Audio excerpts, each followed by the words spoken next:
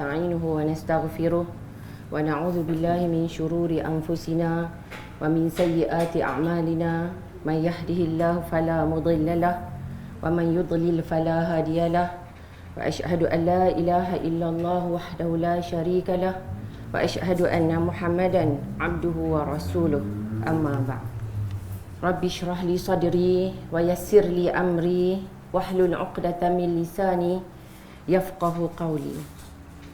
Sidang hadirin dan hadirat yang dirahmati Allah, pertama sekali syukur alhamdulillah kepada Allah Subhanahu Wa Taala kita diberi kesempatan untuk sama-sama hadir dalam majlis ilmu pada pagi ini. Walaupun kita kata dalam situasi sekarang ni dengan pandemik COVID-19 yang kita kata melanda seluruh dunia daripada awal tahun, dan sekarang kita berada di penghujung tahun, dan semalam jumlah yang dilaporkan yang paling tinggi 1,200 lebih. Saya tanya kepada pihak penganjur, kita nak teruskan ke tak? Itu saya tanya. Tapi alhamdulillah pagi ini kita dapat sama-sama hadir dan kita dapat mengambil manfaat daripada perbincangan yang berkaitan dengan tajuk ini. Dan pada hari ini sebenarnya kita dah masuk kepada tajuk yang kedua dalam buku ini. Dan tajuk yang kedua iaitu hadis yang kedua. Hadis yang tajuk yang diberikan ialah ujian dengan musibah. Maksudnya ujian dengan musibah.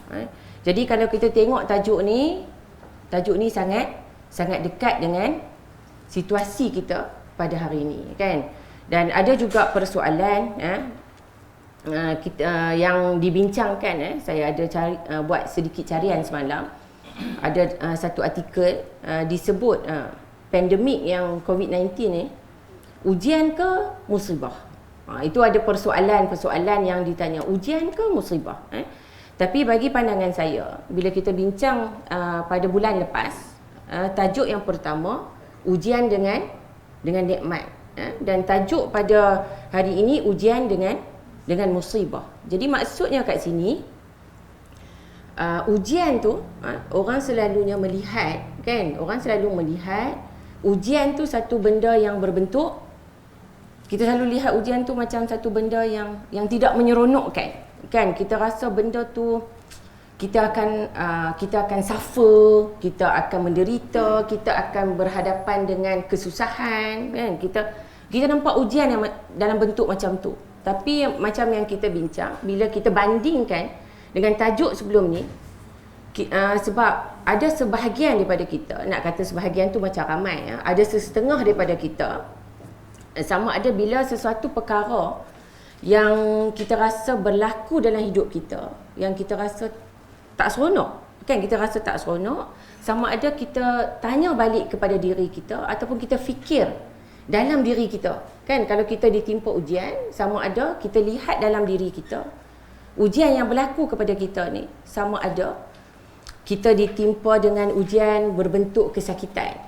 Sekarang ni, kan, ada dalam kalangan saudara kita ada yang katalah mendapat disahkan positif dan sebagainya, ataupun ditimpa penyakit lain, penyakit kanser dan sebagainya. Kita melihat dalam diri kita ditimpa ujian macam ni, kita akan rasa,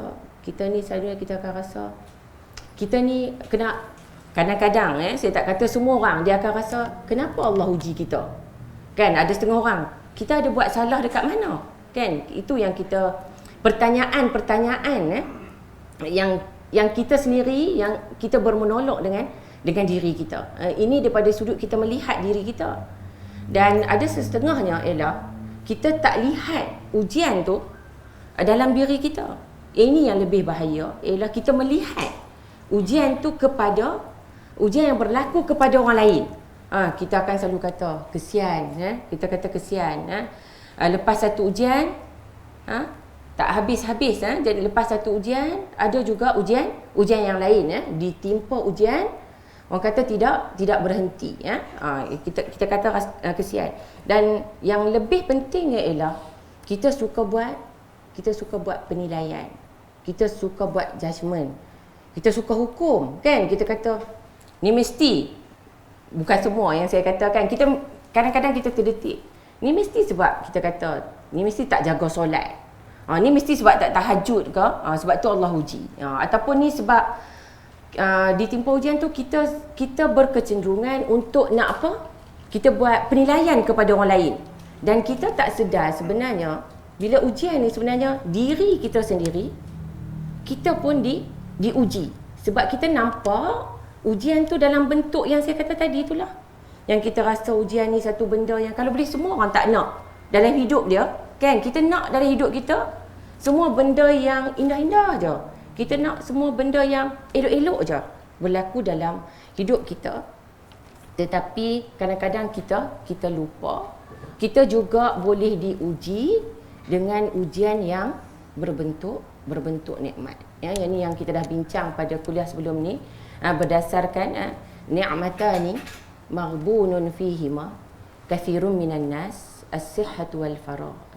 Kita yang maksudnya dua nikmat yang manusia seringkali tertipu, iaitu nikmat yang manusia tertipu ialah nikmat sihat dan juga nikmat masa.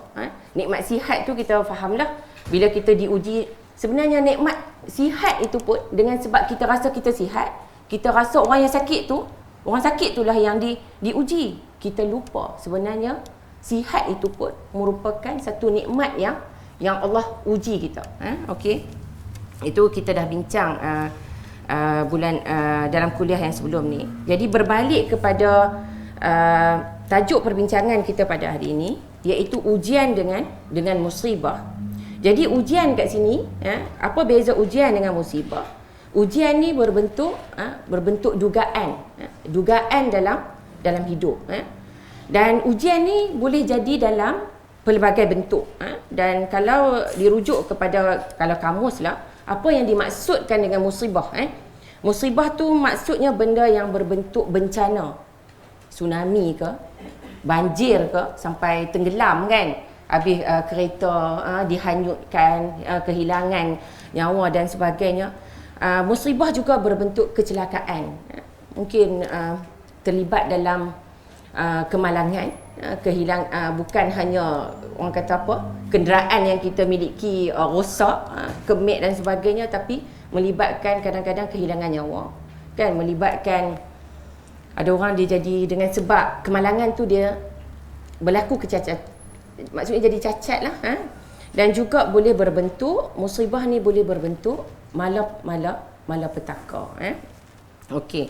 Jadi sebenarnya kalau rujuk balik kalau berdasarkan buku ni, perbincangan dia sangat panjang, daripada halaman 13 sampailah ke halaman 43. Jadi kalau nak fikir daripada sudut, kalau saya nak baca semua, jadi kita daripada sudut keterbatasan masa tu dia akan ambil masa yang agak panjang. Tapi saya akan cuba keluarkan perbincangan-perbincangan yang saya rasa dapat mencetuskan, dapat membangkitkan rasa yang macam mana kalau kita ditimpa sesuatu musibah, kita akan dapat gambaran berdasarkan panduan-panduan, berdasarkan huraian-huraian yang telah digariskan oleh ulama, macam mana kita nak menghadapi musibah yang berlaku pada hari ini. Okey, jadi hadisnya ialah saya akan bacakan hadis daripada Abu Hurairah. Hadisnya an Abi Hurairah anna Rasulullah sallallahu alaihi wasallam qala yaqulu Allah ta'ala ma li 'abdil mu'min 'indi jazaa'un idza qabattu safiyahu min ahli dunya thumma ihtasabahu illa al-jannah. Apakah maksud hadis ini? Hadis ini adalah hadis yang disebut dalam Sahih Al-Bukhari. Hadis yang disebut dalam Sahih Al-Bukhari, dalam kitab yang disebut dalam kitab Ar-Riqaq. Saya dah ulas sebelum ini. Hadis-hadis yang kita baca ni, kalau kita renung dengan mata hati kita, dia akan memberi kesan terhadap hati kita. Kita akan kita akan berfikir kenapa musibah, dan kita akan dapat melihat hikmah di sebalik apa yang berlaku dalam kehidupan kita. Sama ada kita diuji dengan ujian yang berbentuk nikmat, sama ada kita diuji dengan ujian yang berbentuk musibah. Jadi hadis ini perlu dijelaskan dalam buku ni. Terdapat dalam hadis ini, kalau kita tengok kepada hadis ni, anna Rasulullah sallallahu alaihi wasallam qala, Nabi sallallahu alaihi wasallam bersabda, yaqulullahu ta'ala. Jadi hadis ini termasuk dalam kategori hadis, kalau hadis Nabi yang biasa tu, tapi yang ni ada perbezaan sedikit dengan hadis yang kita sebut minggu lepas, iaitu ini hadis qudsi. Okey, dan selalu orang akan confuse, orang kata kalau hadis qudsi, ada sebahagian tanggapan, adakah semua hadis qudsi tu kita kena terima? Kan, sebab kita kata hadis qudsi ni sebabnya terdapat ungkapan lafaz yaqulullahu ta'ala, Allah Subhanahu Ta'ala yang berkata. Jadi sebenarnya terdapat perbezaan. Bukan semua hadis qudsi kita boleh terima secara mutlak, terima secara total, terima semua. Sebab hadis qudsi pun ada yang dinilai sebagai sahih, ada yang dinilai sebagai hasan, ada yang dinilai sebagai dhaif. Jadi kefahaman kita bila disebut hadis qudsi, kan, sebab perkataan al-Quds kat situ bermaksud yang suci, yang dinisbahkan kepada zat Allah Subhanahu Wa Taala, zat yang suci. Tetapi bukanlah bermakna bila disebut hadis qudsi kita boleh terima semuanya secara sepenuhnya. Sebabnya hadis qudsi pun ada pelbagai kategori. Ada yang sahih, kena semak dulu status hadis-hadis yang diklasifikasikan, yang dikatakan sebagai hadis qudsi. Jadi kat sini ada dua lafaz, ada dua petunjuk yang menunjukkan bahawa hadis ini adalah dalam kategori hadis qudsi. Yang pertama tadi yang saya sebut ialah lafaz yaqulullahu ta'ala. Itu lafaz hadis qudsi yang menunjukkan itu adalah hadis yang Nabi sandarkan kepada Allah Subhanahu Wa Taala. Dan kemudian lafaz yang kedua ialah ma li 'abdil mu'min. Jadi digunakan lafaz maksudnya merujuk kepada hamba-Ku.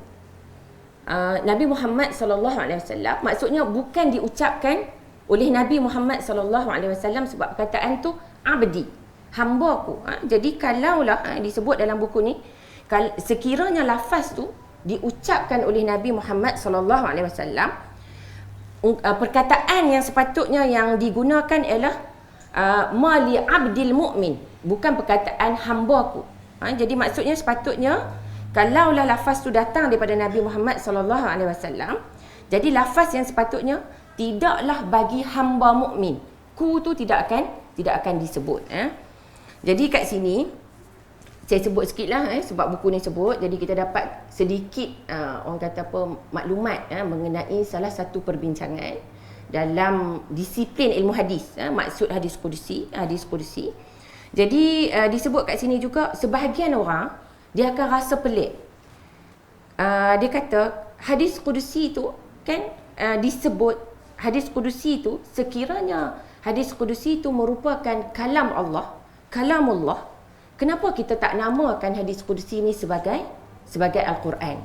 Kita kata hadis qudsi sebagai kalam Allah, tapi kenapa kita tak namakan hadis qudsi ni sebagai Al-Quran? Dan untuk menjawab persoalan ini, disebut bahawa sebenarnya Al-Quran itu merupakan sebahagian. Al-Quran adalah sebahagian daripada kalam Allah, daripada kalamullah. Sebabnya terdapat kitab-kitab lain, kitab-kitab samawi lain yang diturunkan oleh Allah Subhanahu Wa Taala kepada Rasul sebelum ini, dan yang terdiri juga adalah merupakan kalamullah juga, merupakan kalam Allah juga, tetapi bukanlah Al-Quran. Jadi ini menunjukkan bahawa Al-Quran itu merupakan sebahagian daripada kalam Allah, iaitu kalam Allah. Dan disebut juga, sedikit je saya sebut, perbezaan antara hadis qudsi dengan Al-Quran. Apa perbezaan antara hadis kursi dengan Al-Quran? Kalau kita sebut Al-Quran adalah mukjizat. Mukjizat dari segi lafaz dan juga makna sebenarnya.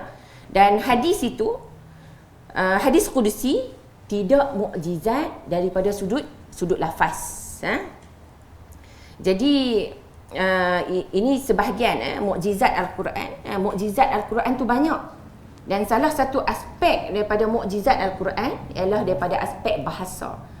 I'jaz Al-Quran daripada aspek bahasa Al-Quran. Sebab kalau diikutkan semasa Al-Quran diturunkan, bangsa Arab pada masa tu dia dah sampai kepada kemuncak, maksudnya pencapaian bangsa Arab daripada sudut bahasa tu dah berada pada tahap yang paling tinggi. Terdapat penyair, terdapat pemidato. Tetapi usaha-usaha gabungan-gabungan pemidato ni nak menghasilkan sesuatu yang menyamai Al-Quran, memang tidak berupaya, tak mampu nak menghasilkan sesuatu yang dapat menandingi kehebatan Al-Quran, walaupun daripada sudut bahasa dah ada pemidato, dah ada penyair, dah ada tokoh-tokoh bahasa yang hebat. Ini nak menunjukkan Al-Quran itu adalah mukjizat. Banyak aspek. Dan perbezaan yang lain ialah Al-Quran itu keseluruhannya adalah mutawatir. Maksudnya tidak ada persoalan daripada sudut Al-Quran itu tidak ada pertikaian. Maksudnya Al-Quran itu daripada sudut sabitnya daripada Allah Subhanahu Wa Taala tidak dipersoalkan. Sedangkan hadis kursi bukanlah semuanya adalah dalam bentuk yang mutawatir. Sebab hadis kursi ada juga dalam bentuk yang diriwayatkan dalam bentuk hadis ahad. Sebab hadis daripada Nabi dipecahkan daripada sudut jumlah perawi. Dia ada hadis ahad dengan hadis mutawatir. Hadis ahad, hadis yang diriwayatkan yang tidak sampai ke tahap mutawatir. Mutawatir ni maksudnya hadis yang diriwayatkan oleh sejumlah perawi yang ramai, yang mustahil para periwayat ni bersepakat. Jumlah yang ramai, mustahil para periwayat ni bersepakat untuk nak mendustakan Nabi. Berpakat pada setiap tabaqah, daripada zaman sahabat sampai kepada zaman tabi'in, sampai kepada tabi'in, sampailah kepada hadis-hadis dibukukan dalam kitab Sahih Al-Bukhari. Jadi mustahillah setiap tabaqah itu akan berpakat. Itu maksud mutawatir. Jumlah tu adalah jumlah yang ramai pada setiap peringkat. Itu maksud perbezaan antara. Tapi hadis qudsi situasinya tak begitu. Sebab hadis qudsi ada yang sahih, macam saya sebut tadi, ada yang hasan, ada yang dhaif, dan hatta ada yang palsu, yang maudhu' sekalipun. Dan perbezaan lain antara Al-Quran dan juga hadis qudsi ialah Al-Quran kalau kita baca, kita dapat pahala. Jadi ibadah mendapat pahala ibadat dengan membaca Al-Quran. Satu huruf, berapa pahala yang kita dapat? 10 pahala yang kita dapat. Dan hadis kursi kita tak dapatlah, tidak mendapat balasan pahala ibadat dengan membacanya. Dan sebab itulah antara perbezaan lain, kalau Al-Quran kita baca dalam solat, hadis kursi kita tak baca dalam solat. Okey, itu daripada sudut aspek ulum hadis lah. Saya share jugalah sebab dalam buku pun sebut. Kemudian kita terus kepada perbincangan kita, perkongsian kita pada hari ini, iaitu disebut bahawa hadis ini mengingatkan kita kepada satu persoalan lain antara persoalan-persoalan ujian. Satu je daripada banyak persoalan ujian yang berlaku kepada setiap daripada kita. Sebab hidup ini adalah ujian. Dia tak boleh kata dia rasa dia tak ada ujian apa pun. Tak tahu, dia rasa dia tak ada ujian apa pun. Itu perasaan dan sangkaan dia. Dan sedangkan ada ayat Al-Quran yang berbunyi ahasiban nasu ayyutraku ayyaqulu amanna wa hum la yuftanun.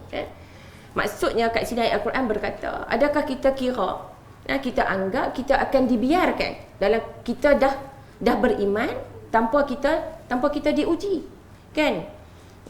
maksudnya setiap daripada kita akan berhadapan dengan ujian-ujian daripada permulaan hidup kita sampailah ke penghujung pengakhiran hidup kita. Okey. Jadi ujian dengan pelbagai musibah ni terdapat perbincangan yang luas. Jadi disebut kat sini antara perkaranya yang kita kena faham dan kita dapat gambaran macam mana kita nak berhadapan dengan musibah. Kita kata banyak kita kata kita ni dalam hidup kita banyak sangat ujian yang menimpa kita. Kenapa ujian? Kenapa kita mesti ada ujian dalam hidup kita? Kan? Ujian yang orang kata ujian yang exam tu pun kalau boleh kita tak mau dah kan. Kalau orang yang sekolah tu dia rasa biarlah habislah SPM, tak ada ujian. Masuk universiti ada lagi ujian. Masuk kerja ada lagi ujian, kenaikan pangkat dan sebagainya. Itu baru daripada sudut ujian hidup ni kan, ujian hidup yang berbentuk peperiksaan. Begitu juga dengan ujian dalam hidup kita akan menghadapinya. Nak tak nak kita akan berhadapan. Termasuklah juga saya kata diri saya, yang kita kata diri saya pun kita banyak ujian yang kita tak boleh lari tak boleh lari yang kita kena hadapi. So bila kita dapat jadi hadis ni bagi saya bagi satu konsep tentang macam mana kita nak berhadapan dengan musibah. Kita dapat gambaran. Jadi bila kita baca sampai ke penghujung, kita akan rasa lega. Kita akan rasa lega, kita tidak akan rasa berkeluh kesah dah. Pasal apalah banyak ujian sangat. Mungkin kita akan rasa sepatutnya apa yang kita kena buat bila kita diuji. Kita akan bersyukur. Bukan setakat bersyukur, yang lebih penting lagi adalah kita redha dengan ujian yang Allah berikan kepada kita. Okey, antara poin yang pertama ialah kita kena faham sebenarnya musibah ini adalah sebenarnya musibah yang berlaku dalam hidup kita ni sebenarnya adalah sunnatullah. Sebenarnya musibah ini adalah ketentuan Allah. Allah dah tetapkan. Allah dah tetapkan bagi setiap makhluk yang Allah ciptakan. Jadi maksudnya ini adalah ketentuan Allah yang kita tak boleh lari. Macam mana pun kita rasa kita nak cuba lari, kita tak dapat lari. Melainkan kita kena faham cara bagaimana kita nak berhadapan dengan ujian musibah tersebut. Memanglah kita tak nak kan, kalau boleh kita nak lari, tapi macam mana kita nak menghadapinya. Jadi ini berdasarkan sebab disebut setiap hamba manusia, setiap orang manusia, setiap hamba Allah semestinya akan ditimpa sebahagian daripada ujian-ujian yang berbentuk musibah. Tak ditimpa semua dan mungkin akan ditimpa sebahagian. Mungkin sikit atau banyak tu wallahualam. Allah yang menentukan. Ini berdasarkan kepada firman Allah Subhanahu Wa Taala, "Walanabluwannakum bisyai'in minal khaufi wal ju'i wa naqsin minal amwal wal anfus wath thamarat wa basyiris sabirin." Jadi disebut kat sini, dan sesungguhnya ayat ini bermaksud kami akan memberikan ujian, cubaan kepada kamu dengan sedikit. Yang disebut sedikit rasa takut. Allah sebut sedikit rasa takut. Katalah yang berlaku kat kita, tsunami yang menimpa kita, baru sedikit gempa bumi, kita rasa kita takut dah. Kemudian dengan ujian kelaparan, setengah orang mungkin kita alhamdulillah hari ni Allah bagi nikmat, kita boleh lagi kita dapat makan makanan. Yang ada orang yang berada di luar negara, khususnya katalah di Syria dan sebagainya, nak dapat makanan macam kita berapa kali sehari kita makan kan. Orang lain dalam situasi yang sangat memerlukan, nak dapat makan roti sekeping pun susah nak dapat. Dan juga kekurangan harta. Kita alhamdulillah Allah beri rumah, walaupun rumah kita sewa ke, rumah kita kecil ke dan sebagainya, kita masih lagi ada tempat untuk kita berteduh. Kekurangan harta, kehilangan jiwa, ini sunnatullah. Terdapat mungkin dalam kalangan ahli keluarga kita, ataupun kita dengar berita sekarang kehilangan ataupun berita kematian kawan-kawan kita, saudara kita. kawan-kawan, sesiapa sahaja, dan kehilangan buah-buahan, maksudnya dari sudut makanan lah, tanaman diuji. Dan apa yang disebut di penghujung ayat itu, wabasyiris sabirin. Jadi Allah sebut, berikanlah berita gembira kepada orang yang bersabar. Jadi maksudnya kat sini, ujian itu yang Allah beri kat kita, kita rasa takut dengan malapetaka yang berlaku, kita rasa gaji kita tak cukup, kita makan, macam mana kita rasa kita tak cukup, kekurangan, kita nak berbelanja, kekurangan harta, kehilangan orang yang kita sayang. Sebenarnya di sini diberi jaminan oleh Allah Subhanahu Wa Taala, berilah berita gembira kepada orang yang bersabar. Memanglah kita cakap, teorinya memang senang kita nak cakap sabar, kalau orang kata sabar, bersabar, tapi kalau kita faham konsep ini, insya-Allah kita akan cuba macam mana kita nak mendidik diri kita supaya kita termasuk dalam kategori orang yang bersabar. Ini ada ayat Quran juga, am hasibtum an tadkhulul jannah wa lamma ya'tikum mathalul ladzina khalau min qablikum massathumul ba'sa wad-dharra wa zulzilu hatta yaqula ar-rasulu wal ladzina amanu ma'ahu mata nasrullah ala inna nasrallahi qarib. Jadi ayat yang bermaksud, apakah kamu mengira bahawa kamu akan masuk syurga?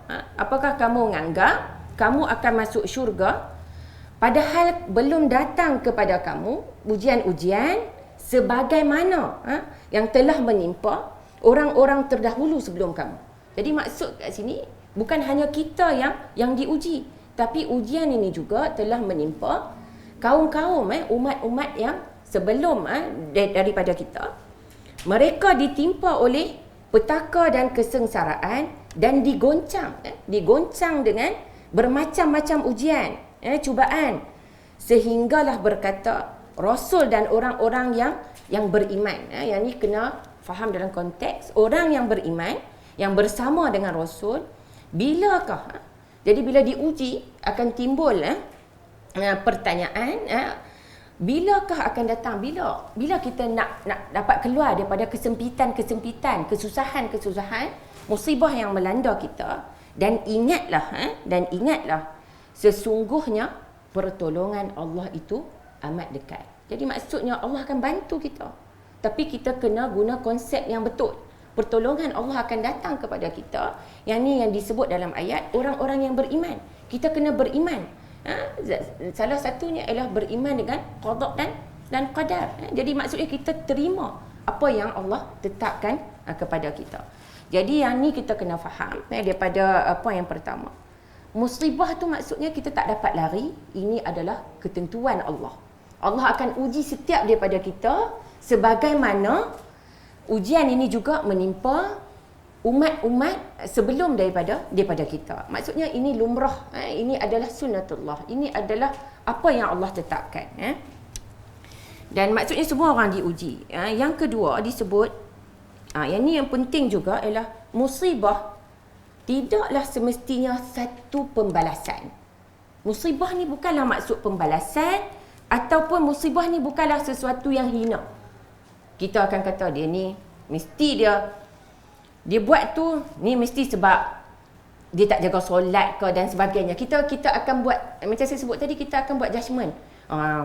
Ni mesti kita, kadang-kadang kita yang diuji pun kita rasa teruknya kan. Kita mesti ada something wrong dengan kita. Yang tu tak salah lah untuk kita melihat itu sebagai salah satu cara kita nak muhasabah. Kita nak memperbaiki diri kita. Tapi kita tak boleh rasa hinanya diri kita ni sampai kita rasa hina kita tu membuatkan kita semakin jauh daripada Allah, ataupun kita membuat persepsi kepada orang lain. Jadi musibah tu tidak semestinya suatu pembalasan dan tidak semestinya sesuatu benda yang hina, berbentuk penghinaan. Ini berdasarkan firman Allah, wa amma idza mabtalahu faqadara alaihi rizqahu fayaqulu rabbi ahana. Jadi maksudnya ini berdasarkan ayat Quran yang lain. Sebelum ayat itu disebut fa ammal insan idza mabtalahu rabbuhu fa akramahu wa na'amahu fa yaqulu rabbi akraman. Ini berdasarkan ayat Quran yang sebelum tu, kan? Jadi maksudnya manusia kalau dia rasa Allah uji dia, Allah bagi nikmat kat dia, Allah muliakan dia, Allah wa na'amahu, Allah bagi nikmat kat dia, dia kata Allah, Tuhanku telah memuliakan aku. Dan sambungan kepada ayat tersebut, dan apabila sebaliknya, apabila Tuhannya iaitu Allah Subhanahu Wa Taala mengujinya lalu membataskan rezekinya. Maksudnya kita tak, daripada sudut kewangan kita mungkin tak dapat banyak, kita nak banding dengan orang lain. Kita rasa orang lain gaji banyak, harta banyak, kita tak ada apa kita rasa. Jadi dia akan rasa, kita akan rasa, mungkin kita rasa sesungguhnya, disebut kat sini, maka dia berkata, Tuhanku telah menghinakan aku. Jadi maksudnya yang kita dapat daripada sudut rezeki yang sedikit tu, kita rasa Allah tak sayang kita. Kita rasa satu penghinaan kepada kita, dan disebut kat situ kalla. Dan sekali-kali tidaklah demikian. Maksudnya Allah bagi nikmat kat kita, kita rasa Allah muliakan kita. Allah bataskan rezeki kita ke, kita rasa Allah hinakan kita, Allah tak sayang kita. Sebenarnya keadaan itu bukanlah dengan maksud yang demikian. Jadi sebenarnya kat sini ujian Allah tu ada 1000 rahsia. Kan orang selalu sebut ni semua ni rahsia Allah, kan? Jadi rahsia tu pun walaupun rahsia, tapi kita kena maklumkan supaya kita dapat memahami persoalan tersebut. Yang ni sebab panjang, saya rasa yang saya nak highlightkan, yang saya nak gariskan ialah ujian ni sebenarnya ujian ni, kalau rujuk kepada halaman saya skip sebab yang tu sebab banyak sangat. Yang saya nak lebih dekat, saya pilih beberapa perkara yang lebih dekat dengan diri kita. Bukan nak bermaksud yang tu kurang, tapi sebab masa kita terbatas. Ialah ujian tu sebenarnya, poin yang penting selain daripada nak menguji manusia. Bila kita ujian tu sebenarnya nak uji kita. Bila kita ditimpa rasa susah, selalunya barulah kita nak mendekatkan diri kita kepada Allah. Bila Allah uji kita dengan senang, selalunya kita akan leka. Bila kita susah barulah kita rasa kita nak, ini biasa, kita rasa barulah kita nak jaga solat kita nak memperbanyakkan solat sunat kita dan sebagainya. Dan juga begitu juga disebut kat sini, susah itulah yang dapat membezakan kita dapat kenal orang. Bila kita senang, kan? Bila kita senang, kita ramai kawan. Bila kita susah, yang disebut kat ujung tu pun, bila kita susah, kita dapat kenal kawan mana yang ikhlas, kawan mana yang nak bersama-sama kita, nak tolong kita, nak bantu kita. Yang tu sebahagian daripada, maksudnya antara rahsia ujian dan musibah ini sebenarnya nak menguji kita, nak menguji kita. Dan gitu juga dalam konteks kita sebagai hamba Allah. Allah nak uji kita bila kita ditimpa, adakah kita kembali kepada Allah ataupun kita semakin jauh daripada Allah Subhanahu Wa Taala. Dan yang lainnya, antara rahsia ujian ialah yang ni yang paling saya rasa kita dapat menjadi penawar, dapat menjadi penawar kepada hati kita untuk kita nak melihat ujian tu sebenarnya sebagai salah satu cara untuk kita nak membersihkan dosa kita. Saya rasa tak ada perkara yang lagi besar selain daripada kita nak minta apa, sebab kehidupan kita di dunia ni tak kekal. Kita nak, tak ada benda lain yang kita nak Allah ampunkan dosa kita dan kita dimasukkan ke dalam syurga. Mudah-mudahan. Jadi kat sini disebut rahsia ujian atau musibah itu ialah untuk membersihkan dosa. Dan kadang-kala disebut Allah Subhanahu Wa Taala memilih untuk mengazab manusia. Allah nak azab kita, kan? Dengan sebab dosa kita. Sebab setiap hari kita mesti buat dosa. Tidak ada manusia yang boleh claim, yang boleh kata dia tak ada langsung dosa. Kita bukan maksum. Kita bangun pagi, memanglah kita sebab dosa ni kita sudut niat kita, orang tak nampak niat kita. Kita berkata-kata dalam hati, kita prasangka dekat orang. Orang tak tahu, orang tak boleh nilai. Apa yang kita cakap, memang orang nampak elok. Bila itu antara apa penilaian orang. Kalau orang tengok kita sendiri yang tahu apa kelemahan kita, apa dosa kita. Dan mungkin orang yang terdekat dengan kita tahulah perangai kita yang sebenar, kan. kakak kita, anak kita kan kat luar. Macam mana itu orang akan kenal kita. Sebab ini adalah orang kata kita, setiap daripada kita adalah pendosa. Kita akan buat dosa. Maksud kita tak dapat claim kita diri kita ni suci. Kita nak kata kita lebih bagus daripada orang lain sebab kita tak tahu apa amalan-amalan yang tertentu yang dibuat oleh orang lain yang sampai kita rasa kita lebih baik daripada orang lain. Itu pun satu perkara. Dan kadang-kadang Allah pilih untuk azab manusia dengan sebab dosanya. Allah akan azab di dunia. Allah azab di dunia dan Allah tidak menangguhkan azab tersebut sampailah ke hari akhirat. Maksudnya kita nak sekarang dalam diri kita nak kita diazab sekarang ataupun kita nak kita diazab kemudian nanti pada hari akhirat. Yang mana satu yang kita nak, kita boleh tanyalah kan, tapi jawapannya ialah Allah lah yang telah menetapkan perkara tersebut. Azab di dunia ni walaupun kita rasa besar, azab di dunia kita rasa macam apa yang kita hadapi tu dah kita rasa macam tak nampak dah jalan keluar. Macam susah sangat dah. Kita rasa macam mana ni kita nak keluar daripada kesempitan masalah dalam hidup kita. Tetapi sebenarnya ujian ataupun azab di dunia ni besar macam mana pun dia tidaklah lebih ringan. Maksudnya azab di akhirat tu lebih besar.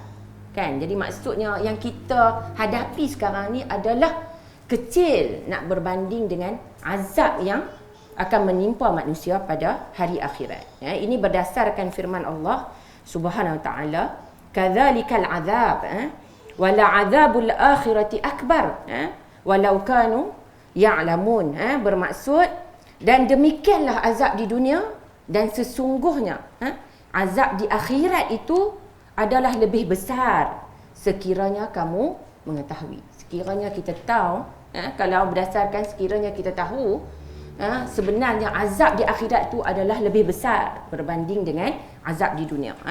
Jadi sebenarnya disebut juga terdapat banyak nas, dalil-dalil tentang pembersihan dosa-dosa kita. Kita nak kan kita buat dosa, kita menyesal. Kadang-kadang kita nak marah orang kan. Kadang-kadang orang potong kita, bawa kereta. Kadang-kadang kita tak dapat kontrol kan. Kita tak dapat kontrol kita. Tapi kita dah terkeluar. Kita pun tak sengaja. Jadi ada cara untuk nak membersihkan dosa. Selalunya macam saya sebutlah, memperbanyakkan istighfar dan sebagainya. Dan tentang pembersihan dosa dengan sebab musibah ni amat banyak sekali. Maksudnya musibah ini ada banyak nas yang boleh membersihkan dosa-dosa dan kesalahan kita. Ini antaranya ialah hadis riwayat Abu Hurairah. An Abi Hurairah qala Rasulullah sallallahu alaihi wasallam, ma yazalul bala'u bil mu'min wal mu'minati fi nafsihi wa waladihi wa malihi hatta yalqa Allah wa ma alaihi khati'ah. Jadi maksudnya hadis riwayat Abu Hurairah, la ma yazalu, maksudnya akan sentiasalah bala akan menimpa orang mukmin. Disebut orang mukmin lelaki, orang mukmin perempuan pada diri dia, fi nafsihi. Maksudnya kita akan ditimpa bala, sentiasa ditimpa bala pada diri kita. Kadang-kadang diri kita sendiri diuji dengan sakit tertentu ataupun dengan kesusahan tertentu, keperitan tertentu, kesedihan tertentu pada diri kita. Dan bukan hanya diri kita, kadang-kadang kita diuji dengan anak-anak kita, dengan zuriat kita. Sama ada orang kata dianugerahkan, kadang-kadang kita alhamdulillah dapat anak-anak yang bagus, kadang-kadang ketentuan Allah diuji dengan anak-anak yang ada sikap yang kita rasa sepatutnya kita tak nak pun anak kita ada sikap-sikap tertentu. Anak-anak yang ada masalah daripada sudut akhlak, ujian pada anak-anak daripada sudut akhlak, ataupun dan sebagainya, dan pada hartanya kan. Sudut ujian tu bukan pada kita aja. Ujian tu Allah sebut berlaku kepada zuriat dan keturunan kita, pada anak-anak kita. Dan disebut juga ujian itu, bala itu akan menimpa harta kita sehinggalah kita menemui Allah dan wa ma alaihi khati'ah, dan tidak ada lagi di atasnya sebarang kesalahan. Maksudnya kita bertemu dengan Allah mudah-mudahan dalam keadaan dosa-dosa kita telah dibersihkan oleh Allah Subhanahu Wa Taala. Dan ada hadis lain an Anas qala Rasulullah sallallahu alaihi wasallam arada Allah bi 'abdihi al-khaira ajjala lahu al-'uqubah fid dunya wa idza arada Allah bi 'abdihi asy-syarra amsaka 'anhu bi dhanbihi hatta yuwafiya bihi yaumal qiyamah.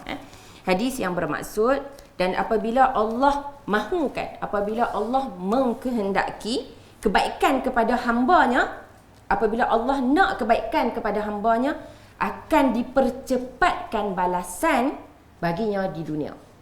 Dan apabila Allah mengkehendaki kepada hamba-Nya keburukan, Allah akan menahan balasan siksa terhadap dosanya di dunia sehingga Allah menyempurnakannya pada hari kiamat.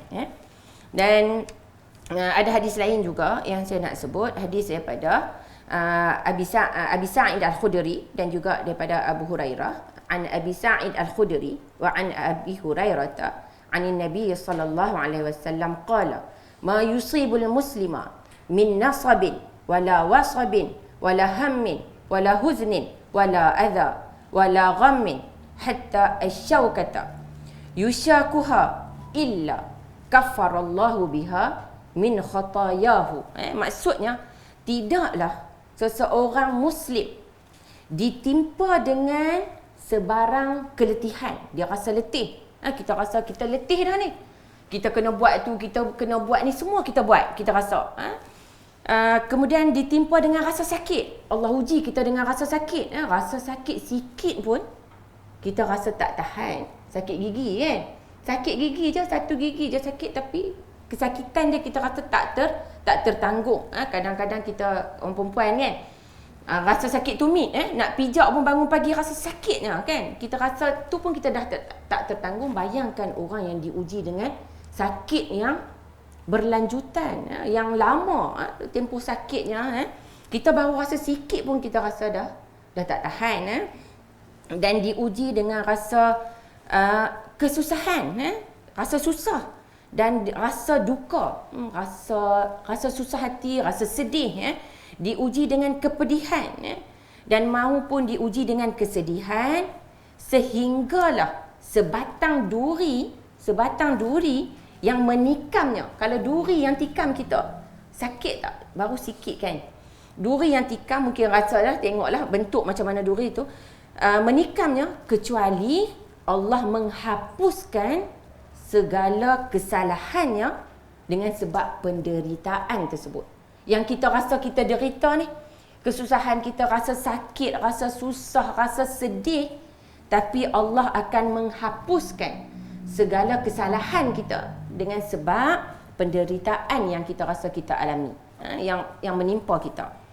Itu antara macam mana kita nak melihat musibah yang berlaku dalam hidup kita. Dan lagi satu, antara poin lain juga, musibah antara rahsianya ialah bertujuan nak kita kena lihat tadi yang kita rasa lega.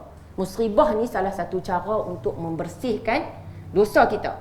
Selain daripada itu, musibah ini juga dapat apa? Memang kita rasa tak seronok musibah, tapi dapat sebenarnya sebaliknya, musibah ni dapat mengangkat darjat kita. Darjat kita tak nak ke? Kita nak dalam dunia ni pun kita nak pangkat, orang kena, yalah kita nak sesuatu yang kita rasa, yang kita nampak macam pada pandangan mata kita nampak yang bagus lah kan. Orang kalau nak pangkat yang rendah ke, nak pangkat yang tinggi, kita nak pangkat dalam, gitu juga dengan dalam agama, kita nak pangkat yang tinggi, kita nak tak Allah angkat, Allah angkat darjat kita. Jadi kat sini kita kena faham bahawa katalah kita diuji, inilah salah satu cara Allah nak angkat darjat kita.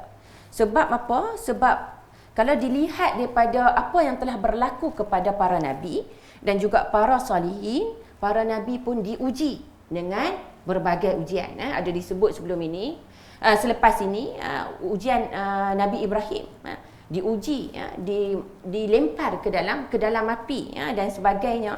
Penentangan kaum terhadap Nabi Musa, Nabi Isa dan sebagainya kan. Ini para nabi pun diuji, dan lalu disebut apa? Lalu mereka bersabar. Tapi bila kita uji, kita kena sabar, barulah Allah akan mengangkat darjat kita. Tapi tak bolehlah kita uji Allah nak angkat darjat tapi kita tidak bersabar. Allah angkat darjat dengan sebab kesabaran mereka. Jadi maksud kat sini inilah yang disebut kat sini hadis yang kita baca tadi tu, yang maksudnya tidak ada balasan di sisi Allah terhadap hamba-Ku yang mukmin apabila aku mematikan orang yang dikasihinya. Apabila mak ke, ayah kita ke, pasangan kita ke, anak-anak kita ke, saudara terdekat dengan kita ke, kawan yang kita sayang ke meninggal dunia, kemudian kita mengharapkan keredaan Allah Subhanahu Wa Taala semata-mata. Maksudnya bila berlaku kematian, kita boleh redha. Kita harap keredaan Allah, kecuali dia akan mendapat balasan syurga. Maksudnya memanglah kita akan rasa sedih bila berlaku kematian orang yang paling dekat. Itu normal lah, kita rasa sedih. Kan? Kesedihan tu biasa, bukanlah tak boleh rasa sedih.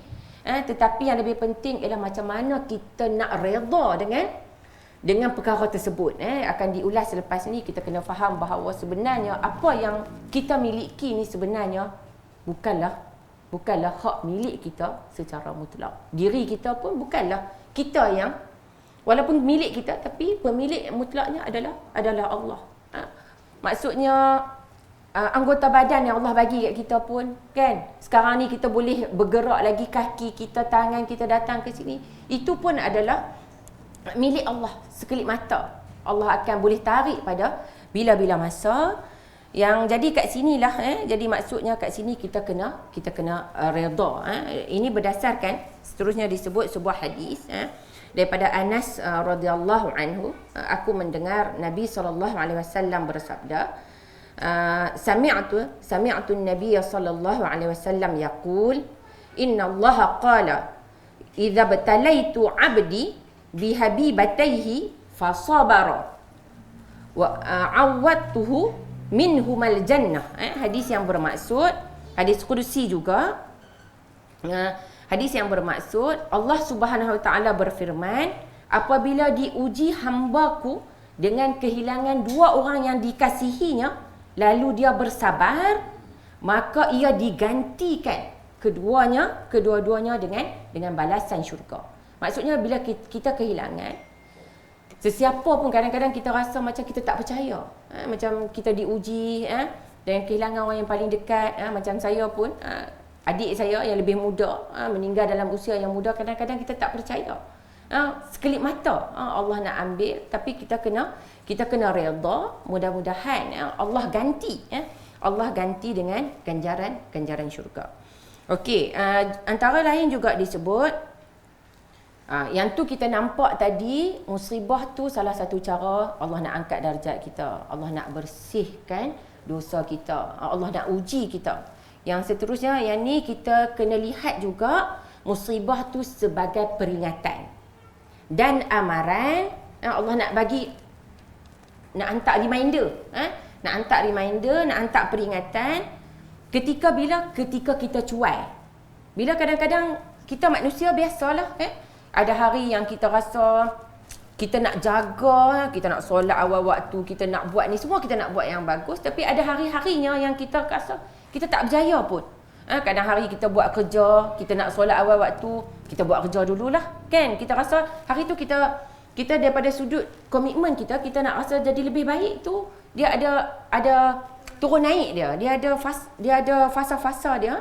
Dalam pada tempoh cuai, kadang-kadang kita buat kecuaian dalam sesetengah urusan kita. Ini supaya apa? Supaya manusia sedar akan kecuaian yang dia lakukan. Kadang-kadang tak ada orang memberi teguran kepada kita. Kadang-kadang orang tegur kita tak terima. Kadang sebab ego kita susah nak terima. Tapi bila diuji, Allah beri ujian, yang ni kadang-kadang dapat membuka mata dan juga minda. Kita renung balik, kita tengok balik ke dalam diri kita, daripada sudut mana salah kita.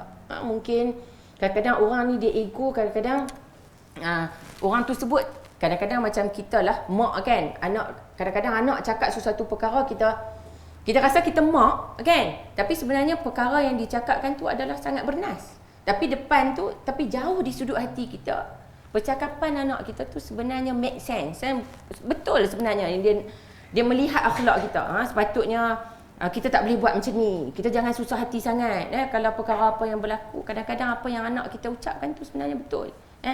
Tapi kat sini dalam bentuknya kita kena lihat musibah tu sebenarnya Allah sayang kat kita. Dan Allah nak kita sedar kecuaian yang kita lakukan.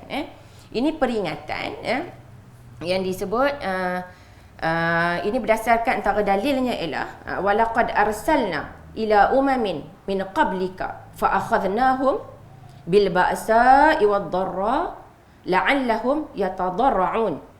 Jadi maksudnya sesungguhnya kami telah utuskan rasul-rasul kepada umat sebelum kamu, kemudian kami siksa mereka dengan menimpakan kesengsaraan dan kemelaratan supaya mereka memohon kepada Allah dengan rasa rendah diri, dengan rasa tunduk merendahkan diri. Dan mengapa mereka tidak memohon kepada Allah dengan tunduk merendah diri ketika datang siksaan kami kepada mereka, bahkan hati mereka telah menjadi keras. Dan syaitan pun menampakkan kepada mereka kebagusan apa yang selalu mereka kerjakan. Jadi maksudnya kat sini yang kita dapat keluarkan daripada ayat ini, bila kita ditimpa dengan sesuatu kesengsaraan, dengan sesuatu kesusahan, dengan sesuatu musibah, berdasarkan ayat ini, sepatutnya kita kena minta kepada Allah. Kita berdoa kepada Allah dengan apa? Dengan rasa rendah diri, dengan rasa kerdilnya kita. Sebab sebenarnya bila kita ditimpa kesusahan, sebenarnya tidak ada yang boleh menolong kita. Sebab manusia macam mana pun besar pangkat dia, darjat dia, dia tidak akan dapat beri manfaat. Dia tidak dapat memberi mudarat kepada kita kalau Allah tak izinkan. Memanglah kita boleh berharap kepada orang sekeliling kita untuk menyelesaikan masalah kita. Kadang-kadang kita sekadar boleh meluahkan, kita rasa dah lega. Tetapi kadang-kadang bila kita luah, orang tak faham kita rasa makin bertambah masalah kita. Kita rasa silap pergi cerita, orang akan blame kita. Yang ni yang orang guna istilah toxic positivity. Itulah kan, bila orang cerita kita ada masalah, kita cerita kat orang kata itulah, ni sebab kena sabar. Orang akan kata orang tak faham kita. Sebenarnya ini daripada sudut psikologi lah kan. Maksudnya bila orang cerita, kita kena letak diri kita dalam tempat orang yang berhadapan dengan masalah. Kita jangan kata itulah tak dengar kata, tak dengar cakap dan sebagainya. Yang tu yang disebut. Tapi sebaiknya daripada kita nak mengadu kepada manusia dan kita rasa manusia tak faham kita pun, kan, sebaiknya ialah kita mengadu kepada Allah.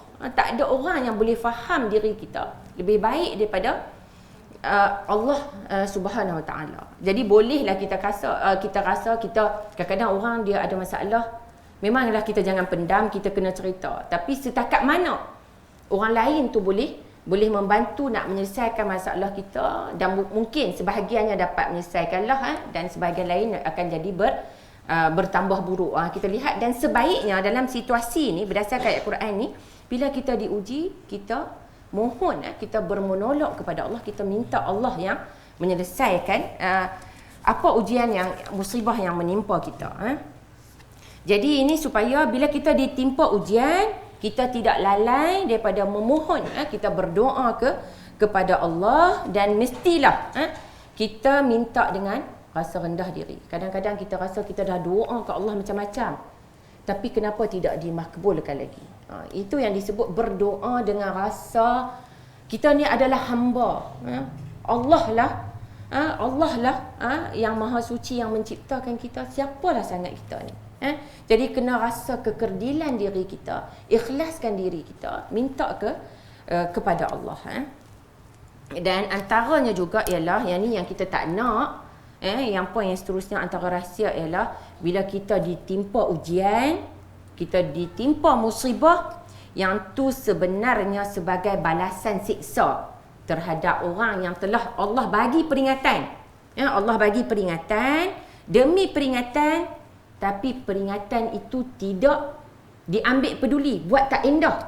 Ujian datang bertimpa-timpa katalah, tapi masih lagi rasa tak ada apa. Masih relax, masih lagi rasa tak rasa apa, hati tidak rasa tersentuh, tidak melihat. Dan yang ni, dan mereka tak ubah sikap, masih berterusan. Maksudnya kalau dalam keadaan yang jauh daripada Allah, tidak membawa ujian tersebut, peringatan tersebut, tidak membawa seseorang itu lebih dekat kepada Allah, malah makin bertambah jauh daripada Allah Subhanahu Wa Taala. Jadi maksudnya masih berterusan dalam dosa, masih lagi buat maksiat, tidak rasa, tidak ada timbul dalam hati, rasa dalam hati nak mendekatkan diri kepada Allah. Jadi sebab ini berdasarkan firman Allah, fa ahlaknahum bidunubihim. Allah musnahkan dengan sebab dosa-dosa yang mereka kerjakan. Jadi Allah akan bagi pembalasan. Yang seterusnya juga, antara poin lain, bila Allah bagi musibah kepada kita, ialah supaya kita apa? Nak mengingatkan kepada kita, kita selalu nampak musibah tu je lah. Bila kita ditimpa sesuatu kesusahan, kita akan fokus satu perkara tu je. Kita akan nampak musibah je. Kita akan nampak susah je. Kita tak sedar dalam pada tu berapa banyak dah nikmat yang Allah berikan kepada kita, sebab kita fokus. Kalau kita fokus sakit gigi kan, kita fokus sakit gigi, sakit tu je. Kita tak fokus yang lain, sakit gigi, tapi kita masih lagi boleh berjalan. Kita masih lagi boleh bercakap. Kita masih lagi boleh melihat. Sebab kita fokus kepada satu perkara yang kita rasa yang ni lah mengganggu kita. Kita tak boleh buat benda lain. Tapi dalam pada tu kita masih lagi boleh berjalan, boleh lagi bawa kereta, boleh lagi sakit gigi, boleh lagi minum air, kata nak makan besar, boleh lagi minum, dan sebagainya.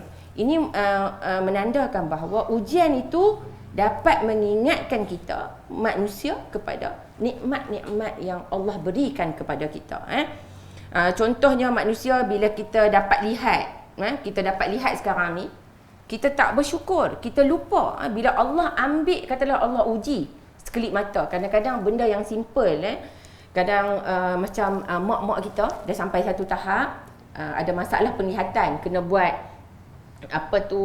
ujian, nak cek ada glukoma ke tak, kena masuk, doktor masukkan ubat kan. Jadi kat situ pun bila masuk ubat tu pun kita dah rasa terganggu kan. Bila kita rasa nak drive pun kita rasa kita confident ke kita tak confident. Tu baru sikit kita rasa bila dah selesai tu, mata kita dah kembali kepada keadaan sedia kala, barulah kita rasa nikmatnya sebenarnya boleh melihat. Ini banyaklah disebut, manusia lupa. Kadang-kadang manusia lupa, manusia tidak bersyukur. Bila Allah ambil balik, barulah kita akan rasa kita dah kehilangan benda tu. Masa ada, kita tak hargai, kita tak appreciate, kita tidak gunakan dengan sebaik mungkin. Jadi sepatutnya dalam hal ni kita kena melihat, kalau kita diuji, kita kena melihat kepada orang yang lebih susah. Kan, kita lihat kepada orang yang lebih susah. Kita kata hidup kita ni susah dah, kita ada kereta kita kecil je, kita banding dengan orang yang ada kereta yang lebih besar. Tapi kita kena lihat orang yang tak ada kereta, orang yang terpaksa naik bas, orang yang tidak ada kenderaan, orang yang jalan kaki.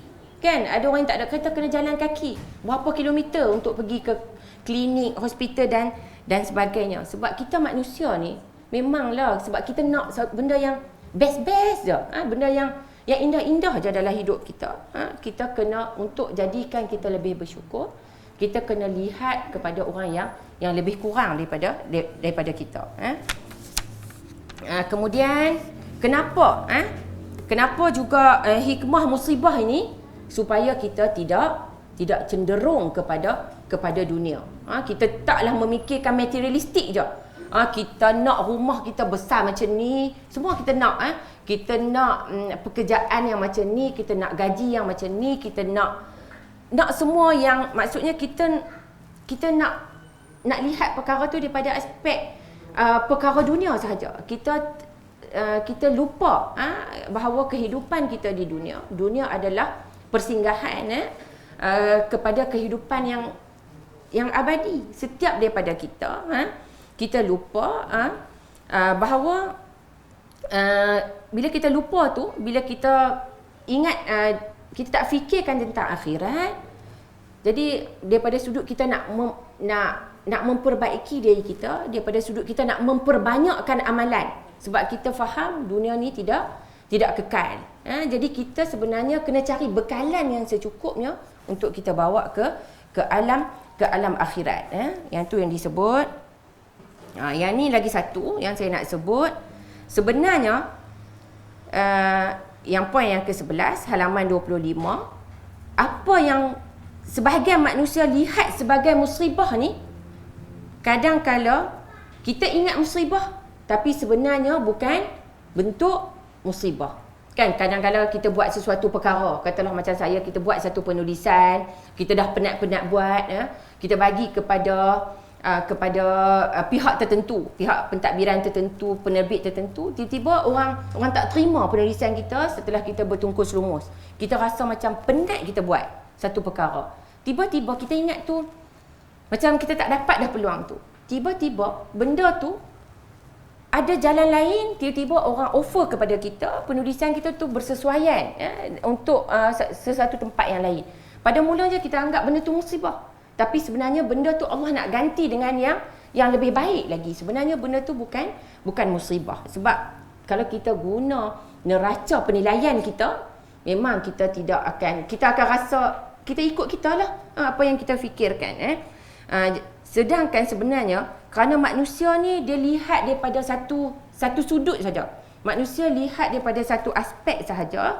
Sedangkan banyak lagi aspek-aspek lain yang tersembunyi yang kita tidak ketahui.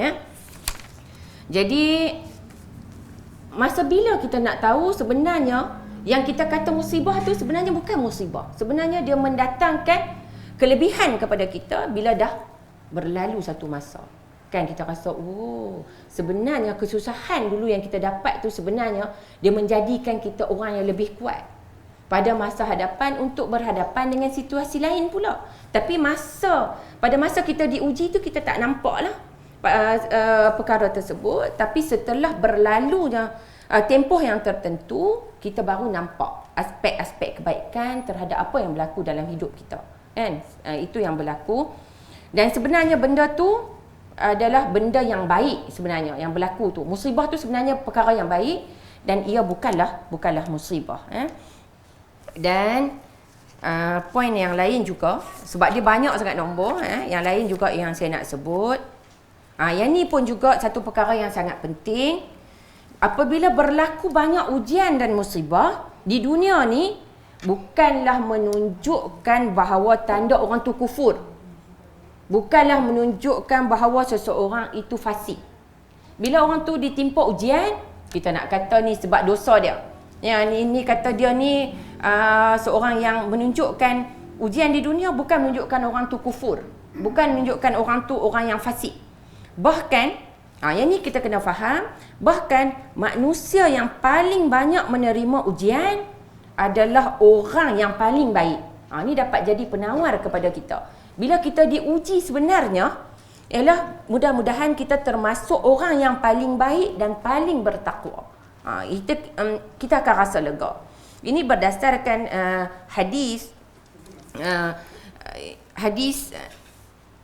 dalam Jami' At-Tirmizi, hadis an Mus'ab ibn Sa'd an abihi qala qultu ya Rasulullah ayyun nas ashaddu bala'an qala al-anbiya thumma al-amthalu fal-amthal fayubtala ar-rajulu ala hasabi dinihi fa in kana dinuhu sulba ishtadda bala'uhu wa in kana fi dinihi riqqatun ubtuliya ala hasabi dinihi fama yabrahul bala'u bil 'abdi hatta yatrukahu yamshi 'ala al-ardi ma 'alaihi khati'ah.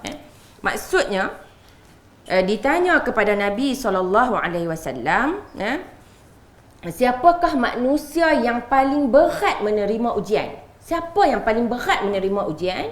Nabi bersabda para nabi. Kemudian orang yang seumpama dengannya dan seumpama dengannya. Seseorang itu akan diuji mengikut tahap pegangan agamanya. Dan jika tahap pegangan agamanya kuat, maka beratlah ujiannya. Dan jika tahap pegangan agamanya lemah, maka dia diuji mengikut kadar pegangan agamanya. Maka sentiasalah ujian akan menimpa seseorang hamba sehingga ia tinggal berjalan di muka bumi dalam keadaan tidak ada lagi kesalahan baginya. Jadi sebab itulah kita tengok, kalau kita tengok para pejuang kebenaran, orang yang jadi pendakwah, memang daripada dulu hingga sekarang, Imam Ahmad dan sebagainya, contoh di Nusantara Hamka dan sebagainya, maksudnya dalam membawakan risalah dakwah yang menolak penyelewengan yang berlaku dalam agama, mereka lah golongan pejuang kebenaran ni lah yang paling banyak menerima ujian pada diri, tuhmahan-tuhmahan, dakwaan-dakwaan, dan juga pada harta para pejuang. Kadang-kadang akibatnya sempitlah rezeki, jawatan ditarik balik dan sebagainya, dipecat daripada jawatan, disekat kebebasan, kadang-kadang diletakkan di rumah tahanan yang tertentu, ini berlaku, dan dilemparkan ke dalam penjara, digantung, dikenakan pelbagai azab siksa. Inilah sunnatullah yang berlaku kepada para pejuang sejak dulu, kini dan akan datang. Maksudnya akan berterusan benda ni, inilah yang akan berlaku bagi para pejuang. Jadi kalau nak jadi para pejuang memang tak boleh lari. Kalau kita rasa kadang-kadang kita hebatnya para pejuang ni dapat berhadapan dengan dakwaan-dakwaan ujian dalam hidup. Kita rasa kalau kita ditimpa ujian, kita rasa kita tak sanggup. Orang kata kat kita sikit pun, kan? Orang kata kat kita sikit pun kita dah terfikir-fikir berhari-hari, apatah lagi kalau orang tu menjadi orang yang menjadi pejuang, yang banyak sumbangannya, akan banyaklah berhadapan dengan ujian-ujian, kata-kata yang dilemparkan. Ini yang demikian tidak lain melainkan menjadi bukti kepada orang lain dan supaya dapat mengangkat darjat mereka dalam syurga yang kekal abadi. Sebenarnya Allah nak angkat darjat. Kadang-kadang disebut kat sini, setengah orang akan rasa pelik. Kenapa Nabi menerima ujian yang paling berat? Kan? Yang ni yang disebut, bukankah sepatutnya berlaku sebaliknya? Sepatutnya Nabi lah orang yang tak ada ujian, Nabi lah orang yang paling banyak harta, Nabi lah orang yang paling senang, tidak ada penentangan dan sebagainya. Yang ni yang disebutlah dibawa kiasan, disebut macam ni lah. Dalam bahasa mudahnya, kalau ujian di universiti, peringkat sekolah rendah kita ada UPSR, kemudian UPSR kalau dulu penilaian darjah 5, UPSR, SPM apa, sekarang ni lah sampai SPM sekarang ni, nak dibandingkan dengan ujian pada peringkat universiti.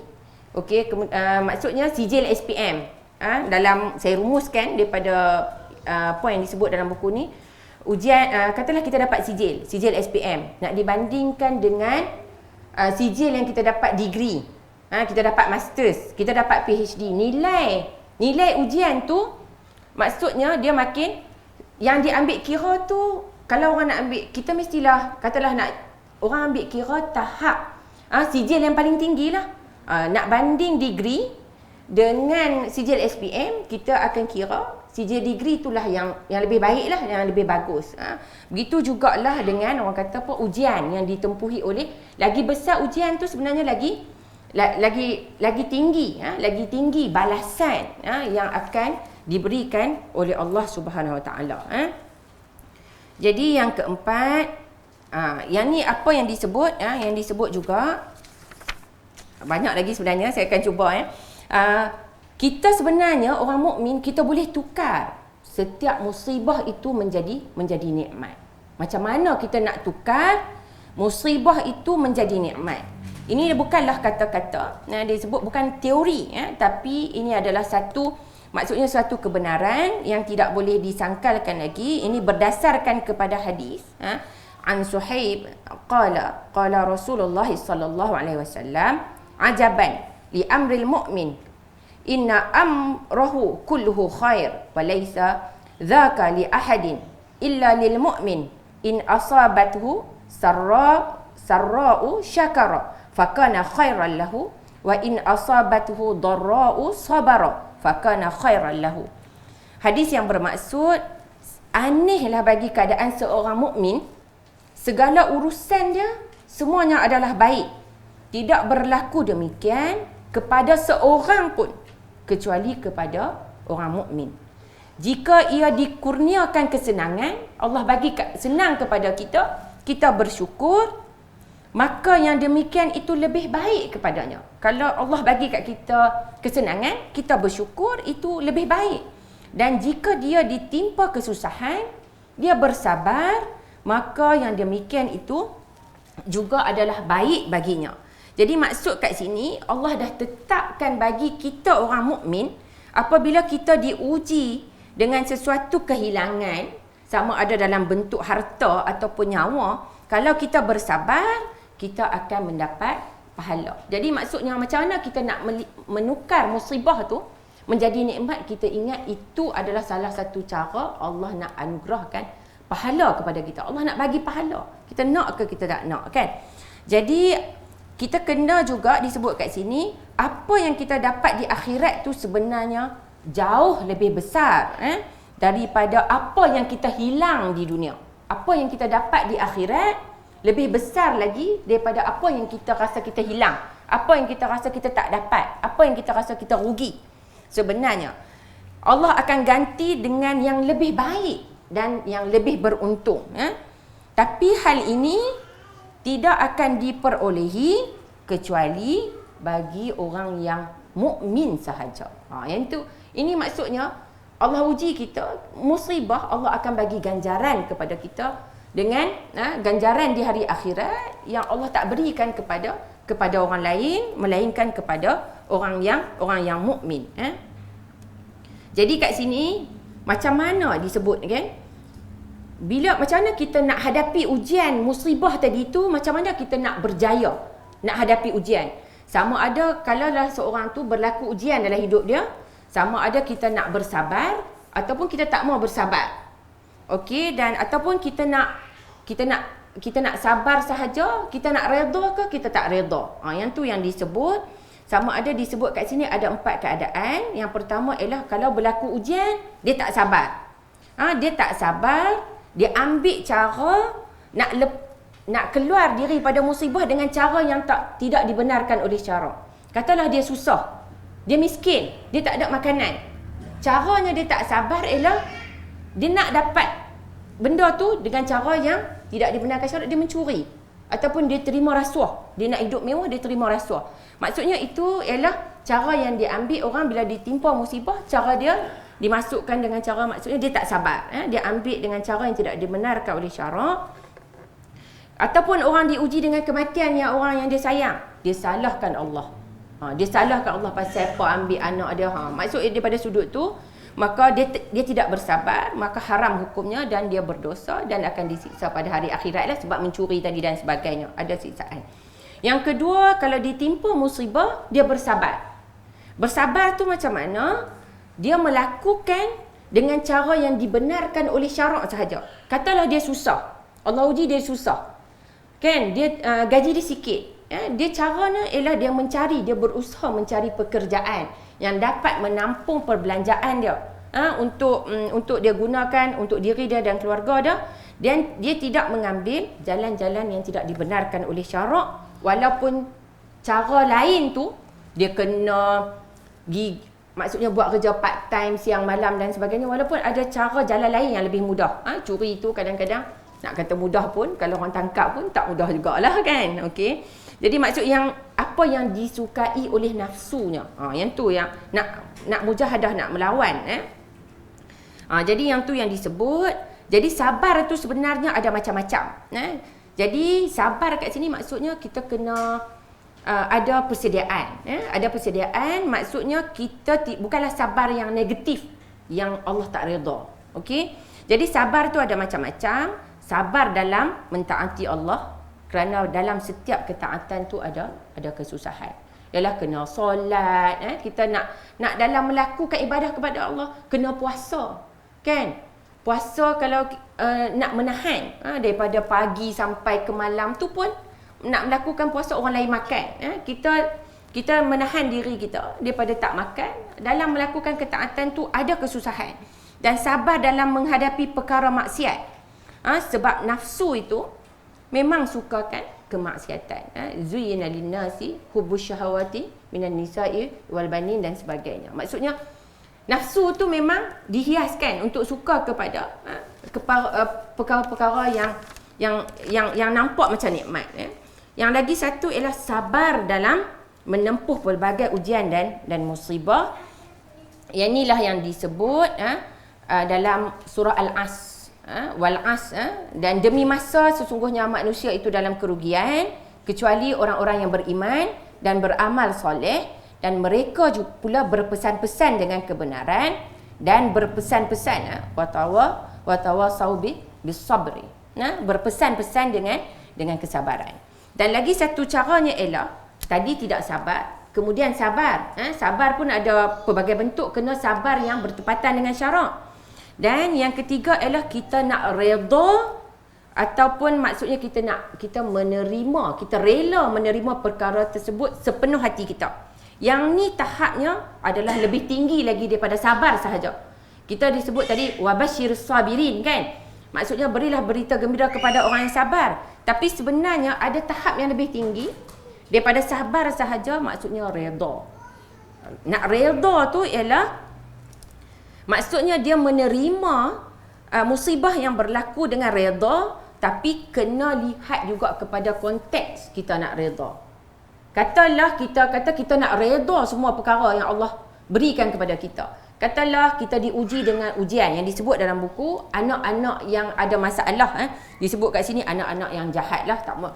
Yang ini tafsiran. Jadi maksudnya anak-anak yang ada masalah di sudut akhlak. Kita kata kita redha je lah. So kita tidak berusaha, kita biar je. Kita tidak mendidik, kita tidak memberi asuhan, kita tidak berani. Kita nak tegur anak kita pun kita rasa kita tak berani. Kita fikir sekejap lagi anak kita marah, kita balik. Kita fikir, na'udzubillah, anak kita lari pada rumah ke apa dan sebagainya. Tapi bukanlah maksudnya kita kena mencari cara yang sesuai dalam mendidik anak supaya maksudnya kita tak boleh terima. Yang ni Allah bagi dah. Setakat tu je lah. Biar je lah macam mana pun tak balik rumah selama beberapa hari, kita tak tahu anak kita solat ke tak solat dan sebagainya, kita tak boleh redha. Redha kat sini kena tengok konteks juga. Dan disebut redha juga, katalah orang kaum bukan Islam nak menceroboh tanah kita. Tanah tu tanah hak kita, tapi kita nak biar je, kita kena redha. Ni pun konsep redha yang salah. Kita tidak mempertahankan tanah air kita daripada dicerobohi oleh orang ataupun pihak yang tidak berhak ke atas tanah air kita. Yang ini yang disebut, ini redha yang maksudnya kena tengok bentuk redha yang sebenarnya. Yang ni yang saya nak sebut, kisah yang berlaku kepada Ummu Sulaim, itu emak kepada Anas bin Malik yang menjadi pembantu kepada Nabi Muhammad sallallahu alaihi wasallam. Yang nak menceritakan Ummu Sulaim, yang ni memang rasa kagum. Anas bin Malik menceritakan bahawa putera, anak kepada Abu Talha daripada ibunya. Ummu Sulaim berkahwin dengan Abu Talha, ada seorang anak lelaki, kemudian anak lelaki tersebut meninggal dunia. Saya rasa mungkin sebahagian daripada kita telah mendengar riwayat ini. Dikatakan kepada Abu Sulaim berkata kepada keluarganya, kita mak kehilangan anak ni, kan? Kalau kita memang kita akan rasa sedih lah. Yang meninggal tu adalah anak kita, zuriat kita. Tapi Ummu Sulaim berkata kepada keluarganya, sebab Abu Talha pada masa anaknya meninggal, Abu Talha tidak berada di rumah, jangan kamu memberitahu kepada Abu Talha tentang anaknya yang meninggal dunia sehingga aku sendiri yang memberitahu. Jadi Ummu Sulaim berpesan kepada orang lain, berita tu dia nak sampaikan. Ummu Sulaim nak sampaikan sendiri kepada suaminya iaitu Abu Talha. Setelah Abu Talha balik, lalu Ummu Sulaim menghidangkan makan malam. Kita bayang kalau kita dapat berita gembira, rasa kalau kita boleh ke Kita mesti tak sabar dah, jadi apa sikit pun nak call lah, nak bagi tahu dah. Tapi ini antara pendekatan yang diambil oleh Ummu Sulaim, menghidangkan makan malam, lantas dimakannya. Kemudian Ummu Sulaim melayani Abu Talha dengan layanan yang cukup istimewa yang tidak pernah dilakukannya sebelum ini. Layan, dapat beri layanan yang special lah. Kemudian setelah dilihatnya Abu Talha dalam keadaan yang cukup tenang, dah balik, maksudnya bila suami balik itu taklah terus, orang tu terpa, terus bagi tahu kan. Itu antara yang pengajaran yang dapat diambil. Dah bagi relax dulu, kemudian Ummu Sulaim berkata, "Hai Abu Talha." Ini yang nak menggambarkan kepintaran, maksudnya kecerdasan, pendekatan yang diambil. "Wahai Abu Talha, apakah pandanganmu sekiranya satu kaum memberi pinjam sesuatu pinjaman kepada suatu keluarga?" Bagi perumpamaan, bagi contoh perumpamaan. Kemudian mereka meminta balik pinjaman tersebut. Orang pinjamkan kepada kita sesuatu dan orang nak ambil balik pinjaman tersebut. Apakah boleh meminjam itu menahan mereka daripada berbuat demikian? Bolehkah kita tak mau bagi balik? Itu maksudnya, jawab Abu Talha, tentulah tidak. Okay? Lantas Ummu Sulaim berkata, "Maka demikianlah keadaannya puteramu." Kita nak cakap kata sebenarnya anak kita meninggal berat, kita nak cakap, tapi ni antara cara pendekatan yang diambil oleh Ummu Sulaim, cara terbaik nak sampaikan sesuatu perkara supaya tidak dapat diterima dengan rasa tenang hati, dengan redha, dengan cara memberikan satu perumpamaan, satu analogi yang memang sangat bertepatan dan dapat diterima dengan baik. Maksudnya cara nak sampai tu tak bolehlah directly. Kita nak cakap benda tu, ni jadi apa terus. Maksudnya kena bagi introduction dulu, dan introduction tu pengenalan dulu. Cakap tu kena bagi orang kata bunga-bunga yang bersesuaian dengan perkara yang kita rasa kita berat, perkara tu sedih kita nak sampaikan. Okey, kadang-kadang disebut saya cuba sikit lagi je. Kadang-kadang macam mana disebut, macam mana kita nak redha. Kan, musibah ni bukanlah satu perkara yang menggembirakan, sebab manusia akan derita. Macam mana kita nak redha? Macam mana kita nak redha? Sebabnya musibah ni kita akan rasa suffer, kita akan rasa pedih, kita akan rasa sedih. Macam mana kita nak redha? Disebut dalam buku ni, orang yang kalau dia tahu dia sakit yang teruk sikit-sikit tak apalah, yang dia rasa yang dia sakit, yang dia nak sembuh, dia nak tak, dia akan makan ubat. Walaupun dia tahu makan ubat, kadang-kadang satu ubat tu dah pahit dah, kan? Kita rasa kita memang tak suka makan ubat. Tapi kenapa orang yang sakit, yang dia rasa dia nak sembuh balik, kenapa dia makan ubat? Bukan sebab dia suka makan ubat yang pahit tadi tu, tapi sebab dia nak sembuh. Begitulah orang kata orang mukmin, dia akan redha dengan musibah. Bukanlah maksud dia suka kepada penderitaan tadi yang kita rasa kita dah susah, kita dah suffer tu, tetapi kita nak mengharapkan balasan pahala daripada Allah. Tidak ada balasan yang lebih besar daripada balasan yang Allah akan ganjari kita pada hari akhirat. Yang tu yang disebut. Lagi satu yang nak disebut, tadi kita sebut redha, iaitu redha ni terdapat satu darjat yang lagi tinggi daripada redha. Tadi bersabar, kemudian kita redha. Yang seterusnya ialah darjat bersyukur terhadap bala. Macam mana kita rasa kita nak bersyukur terhadap bala? Yang ni dibawakan sebuah kisah daripada sahabat wanita yang bernama Al-Khansa. Al-Khansa yang memang ada seorang disebut penyair yang terkenal, penyair wanita yang hidup pada zaman jahiliah dan juga hidup pada zaman Nabi.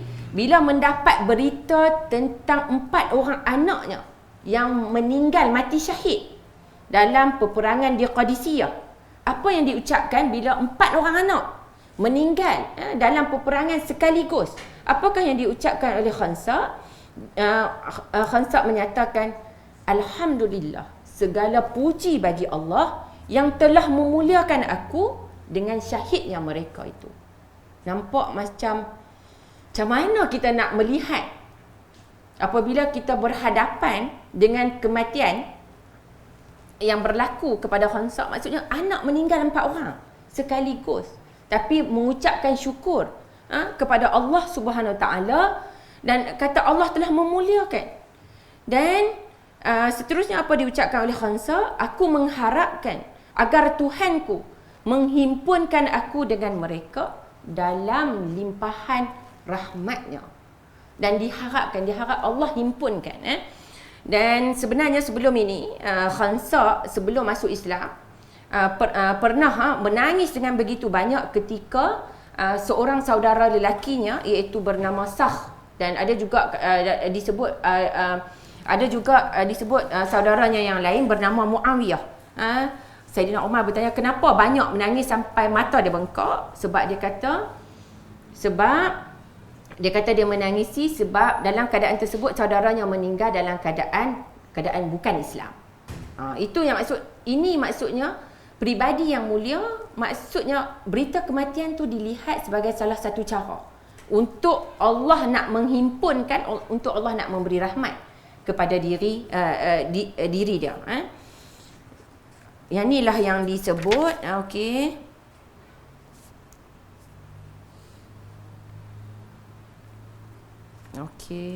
Yang ni yang nak disebut juga selain daripada Khansa, saya nak sebut kisah yang berlaku kepada Urwah bin Az-Zubair, anak kepada Az-Zubair bin Awam yang berkahwin dengan Asma binti Abi Bakr, kakak kepada Aisyah radhiyallahu anha.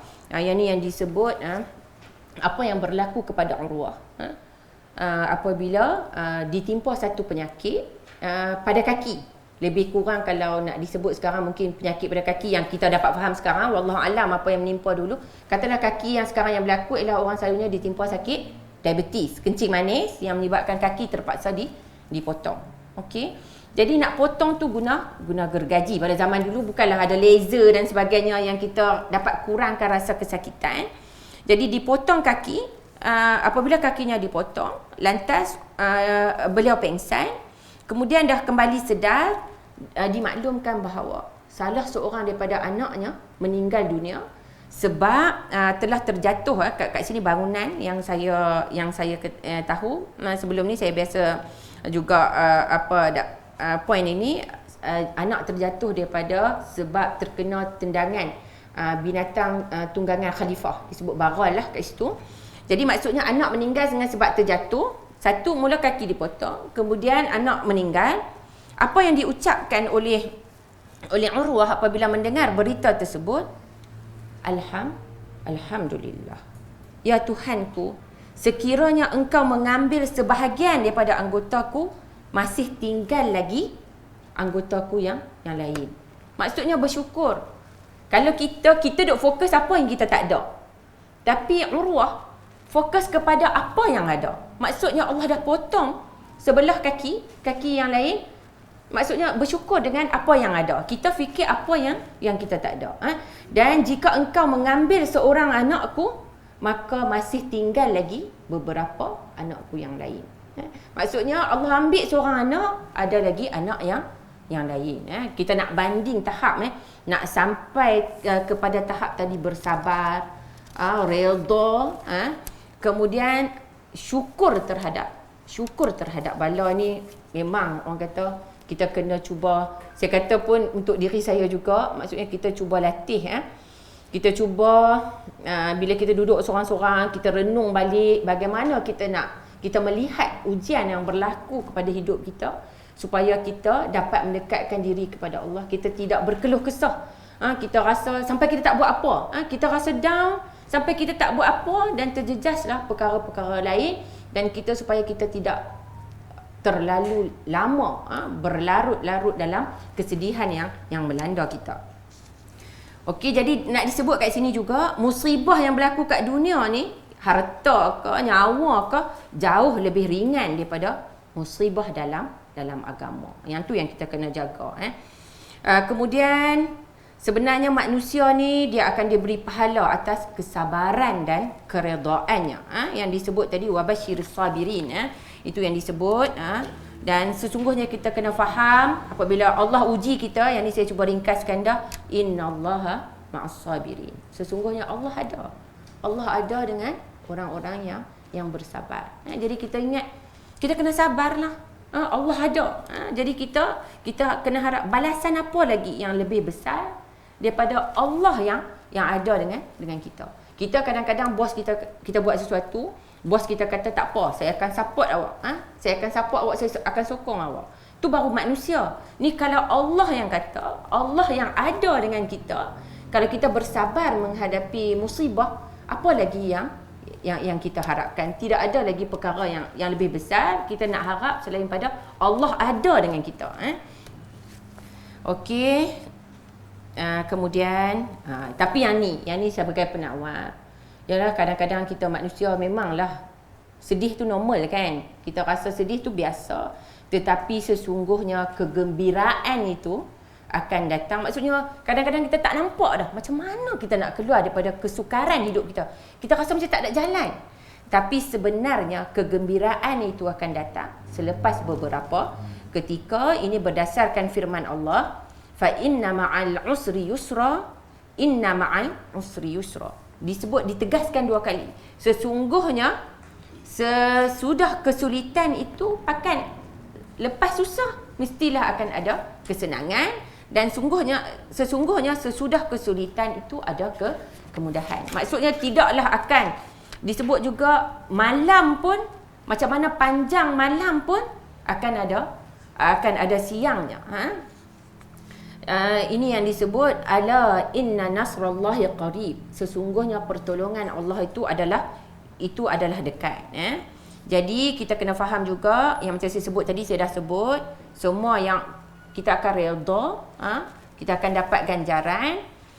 Semua tu sebab semua benda tu adalah pinjaman. Kalau kita tak sabar sekalipun, kita tak boleh buat apa. Kita tak sabar, kita bukan boleh tolak bala tu sebab kita tidak ada kuasa. Dan lebih teruk lagi, kalau kita tak sabar, kita akan dimurkai oleh Allah Subhanahu Wa Taala.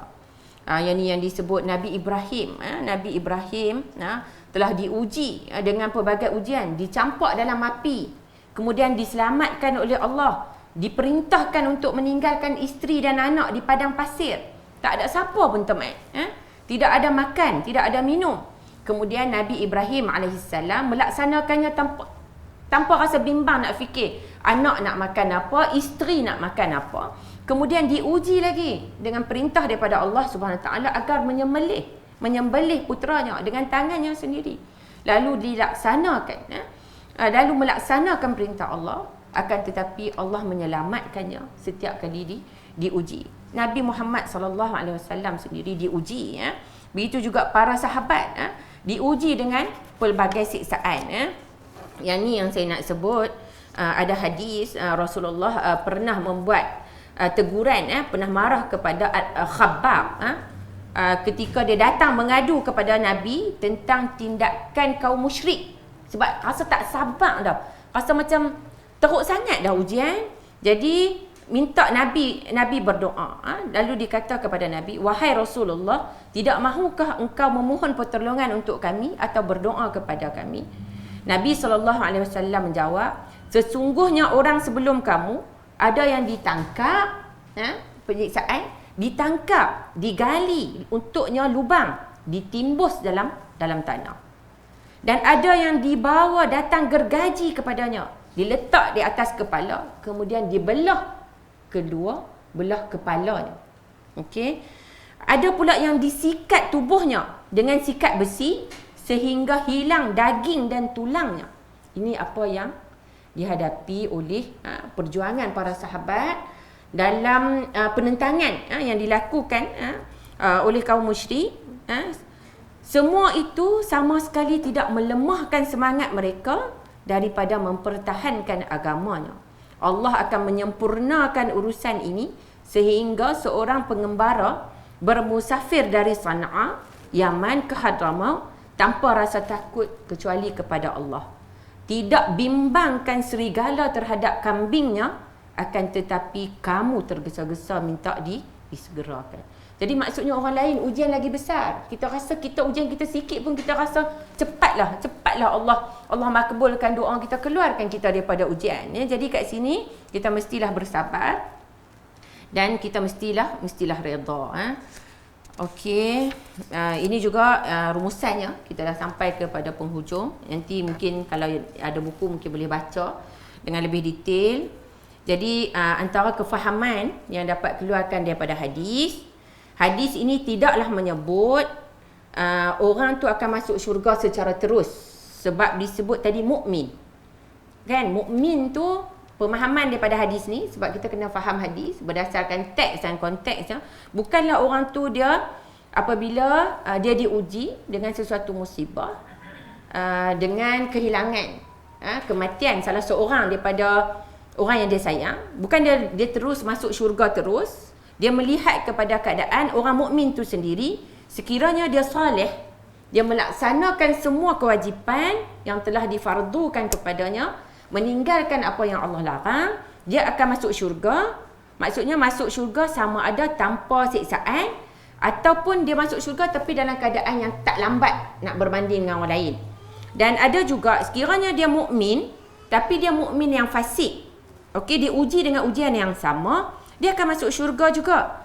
Tetapi setelah dia berhadapan dengan siksaan-siksaan berdasarkan dosa-dosa yang telah dilakukan. Ini antara kefahaman daripada hadis. Ya. Dan antara yang terakhir yang boleh saya sebut ialah hadis ini dan juga beberapa hadis lain. Kan ada hadis yang sebut siapa buat ni masuk syurga, siapa buat ni masuk neraka. Ini sebenarnya bukanlah bermakna bahawa perbuatan tu saja. Kita nak masuk syurga, kita buat satu perbuatan tu je. Yang ni yang dapat membawa kita ke syurga. Itu bukanlah perbuatan tu saja, bukan jadi ukuran. Tetapi Allah akan ambil kira juga perbuatan-perbuatan yang lain.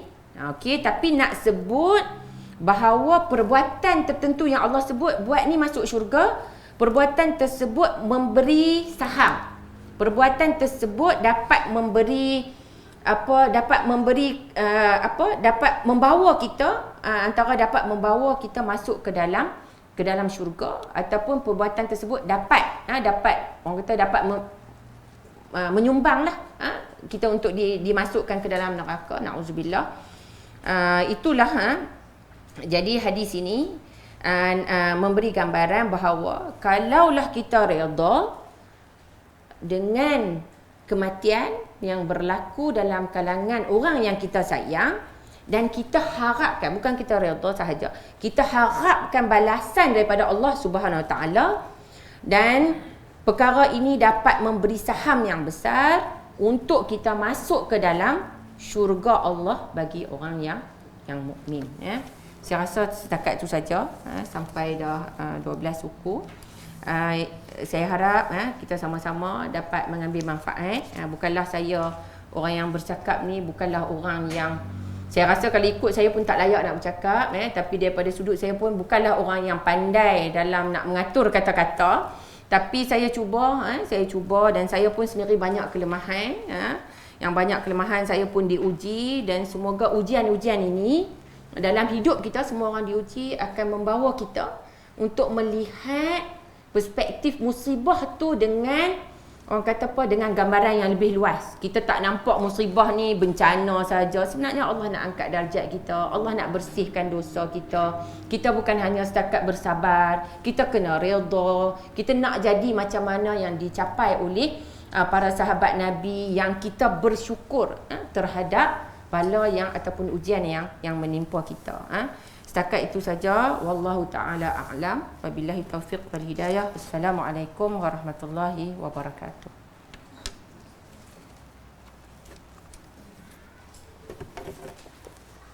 Terima kasih juga saya ucapkan kepada semua yang hadir.